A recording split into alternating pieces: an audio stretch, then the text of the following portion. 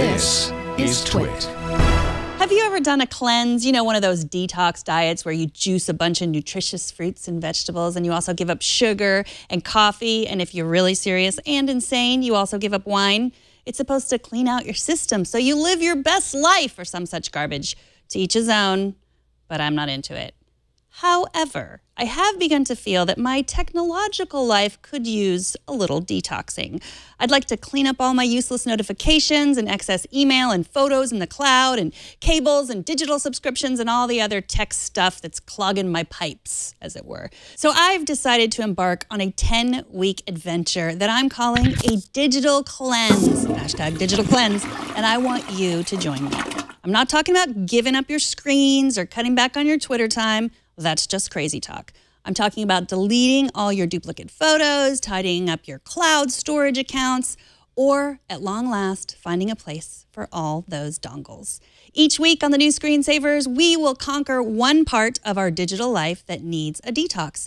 It won't be complicated. It won't involve Linux or rooting or jailbreaking, and it won't involve kale smoothies. But it will require a commitment on your part.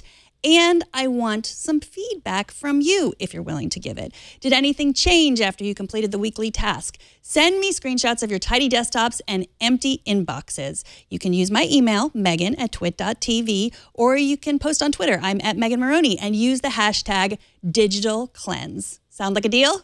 Good. Let's get started. Week one, we're going to start with what I believe to be one of the most toxic parts of tech. iPhone notifications. A study from Florida State says that notifications are distracting and disruptive to whatever we're doing, even if we ignore the notification. Just the act of hearing that ping or feeling the vibration in our pocket or on our wrist will pull us from the task at hand and make it harder to focus again.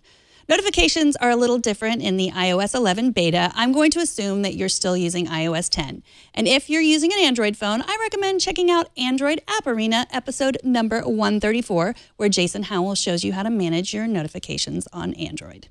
The best way to start digitally cleansing your notifications on the iPhone is app by app. Go to Settings, then Notifications. For most apps, you're going to want to turn off notifications altogether. You probably never meant to turn them on in the first place, and you do not need them as much as you need to focus on work or family or friends or Game of Thrones. Just do it. You will thank me later.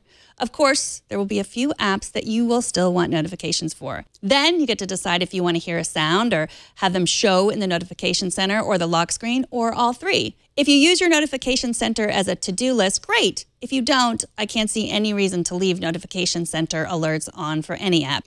And for goodness sake, everyone, please turn off badge app icon notifications for all of your apps, especially your email apps. No one needs to see how many unread emails they have. That is toxic. Your final step is to choose the alert style. The cleanliest of all digital cleansers would choose none. Again, if you use notifications as a to-do list, then you might want to choose the alerts style. That means the alert will require action before you proceed. Next, I want you to turn off notifications at night by using the Do Not Disturb feature. Go to Settings, Do Not Disturb, and then choose a time. I recommend at least an 8-hour nighttime reprieve from notifications, but if most of your notifications come from work and you can afford to shut off after 7 p.m., why not start then? You could also turn on Do Not Disturb during your regular dinner time or other times you need to focus. But what if there's an emergency, you might ask? As long as your kids or your parents or your partner or your best friend are in your favorites list, you can make sure to allow calls from your favorites even if you have Do Not Disturb turned on. And let's all agree together that if we need to contact someone in an emergency, we will call them right back if they don't answer the first time. And as long as you turn on repeated calls, a call from the same person within 3 minutes will not be silenced. You can also choose to silence your phone always or only when your phone is locked. I recommend always. Now that you have your iPhone sorted, it's time to make sure all your watch notifications mirror your iPhone. Or better yet, you might even want fewer notifications on your Apple Watch than your iPhone. And if you don't find the reminders to breathe or to stand helpful, just turn those off. And some days, especially when you're on vacation, you might not want to be bothered by your watch at all. You could leave it at home, or you could turn on Do Not Disturb by sliding up the notification center and tapping the moon icon. Or you could try the nuclear option and turn your watch on power reserve so that it only shows you the time. To do that, tap on the battery notification icon and then slide over for power reserve. That is your digital cleanse for the week. Let me know how you did. Send me your screenshots to megan@twit.tv or post them on Twitter with the hashtag digital cleanse. And come back next week for tips on Inbox Zero.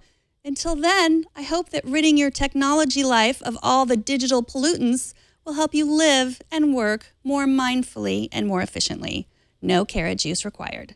I'm Megan Maroney, and I host iOS Today every Tuesday at 9 a.m. Pacific, and I host Tech News Today with Jason Howell every Monday through Friday at 4 p.m. Pacific.